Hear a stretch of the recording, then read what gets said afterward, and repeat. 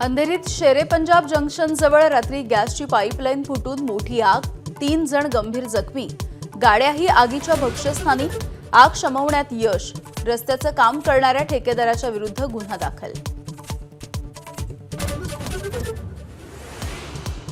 बीड जिल्ह्यातल्या पाटोद्यामध्ये रक्षकच झाला भक्षक, महिला दिनीच पाटोदा पोलीस ठाण्याच्या बीट अंमलदाराचा बलात्कार, चोरीचा खोटा गुन्हा दाखल करण्याची धमकी देत महिला दिनाच्या कार्यक्रमानंतरच अतिप्रसंग।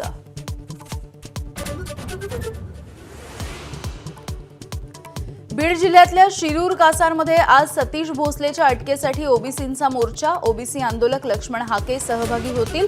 गुन्हा दाखल होऊनही अटक झाली नसल्यामुळे शिरूर शहर बंदची हाक।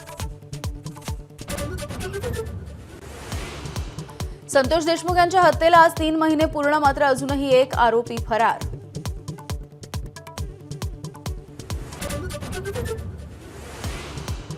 संतोष देशमुख यांच्या क्रूर हत्येच्या निषेधार्थ आज बारामतीमध्ये आक्रोश मोर्चाचं आयोजन, देशमुखांची कन्या वैभवीची आक्रोश मोर्चाला उपस्थिती। एबीपी माझा, उघडा डोळे बघा नीट।